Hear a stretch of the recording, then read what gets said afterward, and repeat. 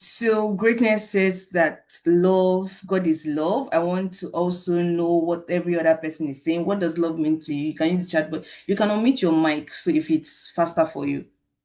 What does love mean to you? Intentional, selfless, yes, yes, we are getting there. I love these wonderful answers. What does love mean to you? I know you somebody have said I love you, or you are the one saying I love you. But the thing is that love is offering yourself to another person. Thank you so much. If you don't know what love means to you, when somebody is telling you, you don't on you in fact, people enter into wrong relationship because first of all, they don't know what love means to them. And certain persons have chopped breakfast because they were giving love to somebody and that was not what love meant to them was meaning to them. You can give somebody heaven and earth. You can be giving somebody heaven, and what love means to the person is earth. You will see break up. You can be giving somebody earth, the whole earth, and the person love heaven means to them. Love means heaven to them. You still break up. So these are the issues that we're having: miscommunication of what love means to everybody. So let me just go through the comment session again. Love is covenant and commitment irrespective of the situation. Thank you so much, Wisdom. What love means caring for someone without obsession or ulterior motive. It is genuine care for someone. Thank you so much, especially this ulterior motive. Tonight in our Bible study, we were talking about this motive of a thing. Why people do things. It's not just about the doing, it's about the motive behind them. Love is accepting someone even when they don't deserve it. Thank you so much. That was what God did to us, because if they leave us in the hand of the devil, only God know what that guy will do to us. So thank you so much for those beautiful definitions. I really appreciate it. Thank you, Wisdom, for joining us. And I saw you. Thank you, Pearl. Thank And you. going on, I will start with this. And this is what I'm going to start with. There are different enemies of love. And the first thing we are going to talk about is one thing that kept was at the heart of when I was watching the House of David recently. The first enemy of love, because our topic, thank you, with the topic we'll be talking about tonight, for those who just joined us, is relationship and community, love, boundaries, conflict, and healthy community. So we are starting with the first, which is love. And there's an enemy of love. The first on the list is secrecy. Secrets.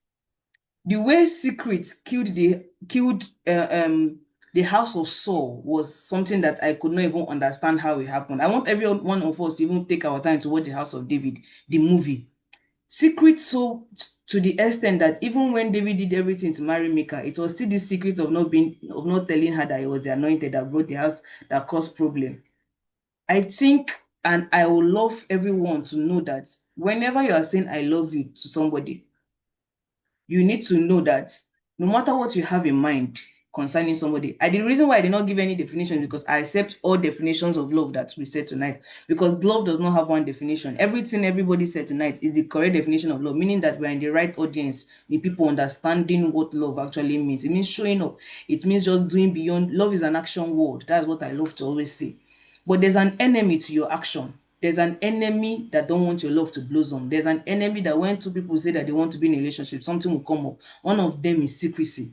When you've decided that you want to do something, but there are certain things that you kept in your mind, you did not relate, that is going to cause problem and is actually going to eat into the relationship. Secrets, they are like worms, they are like cancer, they're even cancerous. They will stop from here small like this, they'll be spreading into different areas. Another thing that actually kills love, that is an enemy of your love life, is pride. Pride destroyed the house of Saul in different ways that I cannot even imagine. At first, it started with, okay, you went to fight against the Philistines and you did not kill everybody. And this one, he eats into his household, against his wife, his children. Pride destroyed, and his wife stood against him even when God rejected him. I've not seen that kind of thing before. She even brought sorceress, everything. But the pride was so dangerous that it ate into the love, ate into the children. And if there's any reason why Jonathan did not survive, is because of pride. You know how Jonathan, for those who are not Christian, Jonathan is in the Bible, he's the son of Saul. So even if Saul did wrong against God, and God said that the crown had been taken in for your household, somehow Jonathan could have still survived. But the kind of pride that Saul had He made him to commit an atrocity that Jonathan, and you know how God works. He killed the priest of God, 85 of them. So now down to relationship now. The reason why people are not in relationship, or why people, nobody wants to grieve for anybody, is pride. Some breakups happen because somebody did not say sorry. It's not like they're not compatible. It's not like anything did not happen. It's because nobody agreed to say sorry. I not agree. In my father's house, we don't used to need to anybody. Where do you know who I am? Who are you really? Because me, I'm not understanding anymore. Who are you that we don't know? Because we are pencils in the hand of the creator. We are nothing. Actually, we are sons. God just molded us as clay. So who are you that nobody is knowing, that you cannot say sorry? And I will say this thing. I think an acid test to even know how you want to enter a relationship, first of all, is, can you say sorry? If you cannot say, in fact, just I asked a friend. I talked to him today, and I said, apologize. He said, why would I say sorry? It was like, I said, say sorry. Now, I said, that means you're ready for marriage. Because if you're not ready to say sorry without doing anything, please leave marriage alone, real relationship. Because, because for you, you did not offend the person. But you were not in the person's house when they were growing up. You were not with them when they were a child. You were not with them when they were having different trauma, something happened. So when you are saying something for as homo, or saying some things, just it will trigger some things. So in your own eyes, you are not guilty. In their own eyes, you are guilty. So you must say sorry. But because of pride, I was watching a movie before Bible study today. The guy did not, okay, you know how proposal works, right? That the man will kneel down and say, will you marry you? This guy stood up and said, will you marry? The girl said, no, you must kneel down. Me too, I was like, yes. He said, no, why will I kneel down? She was like, it shows respect. He said, respect is me showing up for you every day. Respect is not me kneeling down. And that's how this relationship, they said to go their own way because of not kneeling down, because of pride. The girl did not agree, the guy did not agree. But even if at the end they had to later come together, but I could see how they understood themselves. They were perfect for each other, but because of this pride of not of being right. If you want to enter a relationship, you're in a relationship, you have to learn how to win the battle against the enemy of your relationship. The goal is not for you to be right. The goal is for both of you, that relationship to not die. Nobody is right. Even if you feel like you're even right, leave it. It's better to still be in a relationship and you could still be going far than for you to be right. Sometimes being right does not even make any sense. Just leave it. It's hard though, let me know, like, especially coming from someone like me. It's hard to actually allow things for and let it if you are not the right one. But then pride can take away it. Pride can what's the word now? You know how when it comes to building a house and you do the foundation, you take your time. You see how hard it was when they were building the house. But one small earthquake happened, one small thing happened, the house crumbled. That's how pride. You know how to bring a building down with everything you've worked up. And the street is not funny. For those that are single, you know that street is not funny. God now give you somebody, you now want to become single again because of pride. You will go back to the street and start from square one, you will know. Body go tell you. Don't mind me, guys. Anyway, that is one thing. Then another enemy of love is isolation. I'm not even going to lie about it. When it comes to building a love life, I say this thing and I say it out of great concern. Building relationship is supposed to be private, but it's not supposed to be a secret. If you're in love, I don't, in fact, I should, I don't, it's just that, I don't know. Are there single people in this? Is everybody here in relationship? Let me even know my audience. Because I felt, I've been, but I could have even asked if how many percent of the audience are single or in relationship. Because with what is going on now, like everyone want to be single until Jesus come. Please, love is good though. So please, isolation and greatness, that's not it now. Your relation, if all of us, naturally, we're married to Jesus, right? But that God wants us to God wants us to. Which one? You don't mind if we will soon give you fine clay to build the lady that you want because me, I'm not understanding anymore. What's going on? Singles conference. Anytime they host singles conference will full like this plenty. Yeah, no, marriage, you will not want to marry. What's the issue really? but I'm coming to that. Another enemy of love is isolation. So love is supposed to be private within the couples, right? But it's not supposed to be a secret. That's why brother Paul will suddenly, which nickname is this one? Singles for life? No, no, we don't do that here. So you people have even created a nickname for being single. You are proud. Okay, what was I saying? That is how Brother Paul announced his relationship. His they will say the okay in Winners we did that 5 intending couples are getting married this Saturday. Everybody do you come on Saturday. That brother you've been eyeing on that sister man is part of the people because he did not talk, or because the brother and the sister were doing the relationship like this. Nobody codedly until the last day. If it's me, that time that they're saying, if you know you are against this, you have something in mind, speak now and roll with it, I will raise up my hand.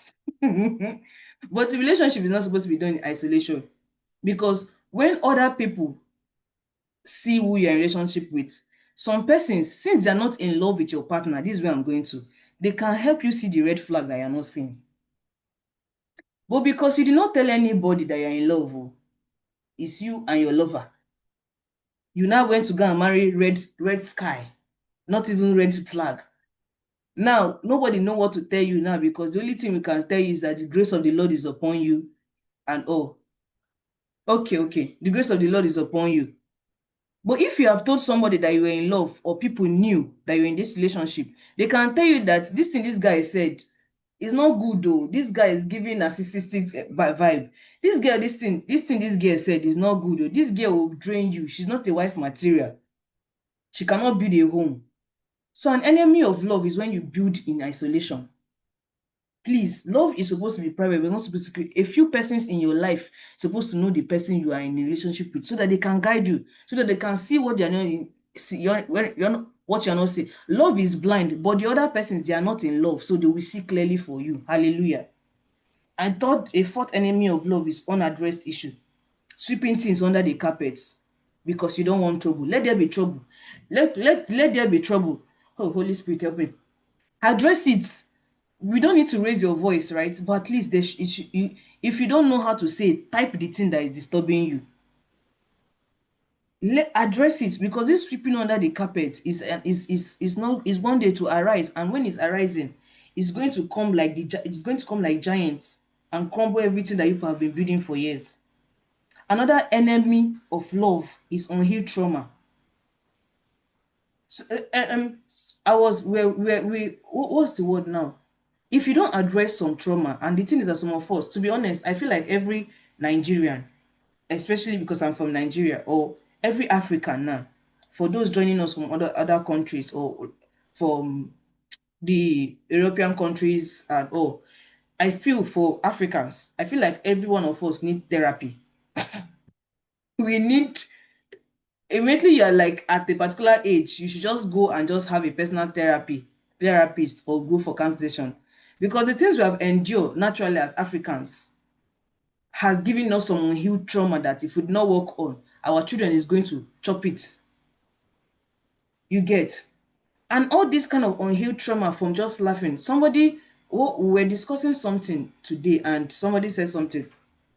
Why is that um why was that guy angry, that guy that refused to kneel down? There must be something that made him not to kneel down. Apparently it's because he was kneeling down begging his father when he was young, every time, that the money for food, that the money for this one. He got fed up of kneeling down. He vowed he will never kneel down again. Are you seeing?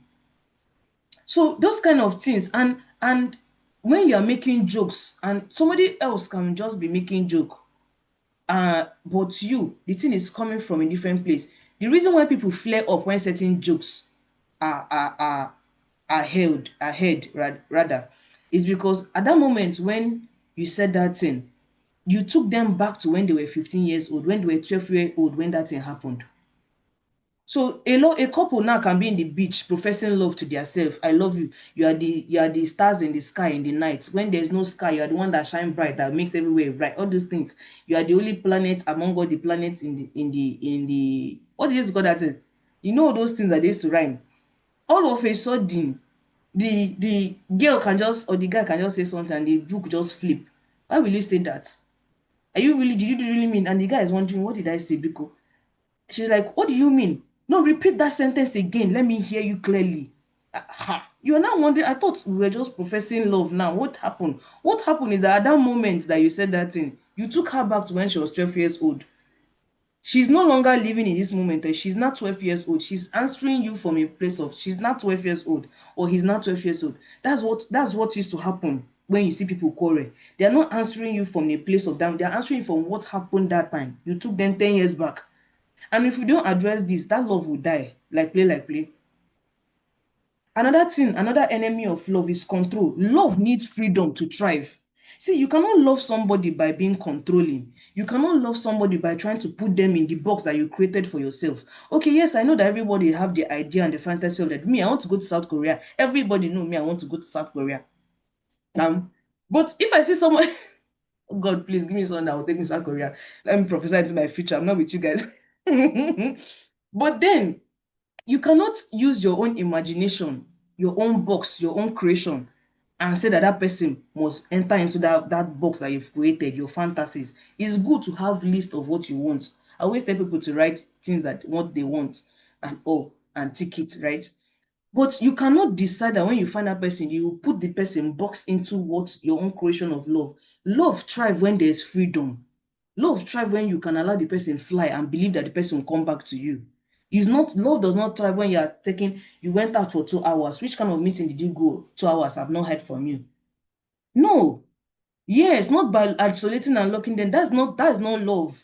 In fact, if a love is always allowing you to always be with them all the time without going out, you need to fear. That person does not have his own life for himself or her own life for herself. I want you to always be around 247 without doing anything. The person needs to get a life because it's when people don't have a life of their own. That's why they're always trying to look for who they want to cage. I'm telling you the truth. So love itself, love needs freedom to grow and thrive. It needs air to blossom. Imagine a tree that you just put in one corner like this, and you are just wondering, the tree will actually die. The same thing with love. A squeezed love and see is not a confined love. Is how will I put it now? Will be yes, it will be disfigured and shaped into what you did not ask for. Imagine Eba.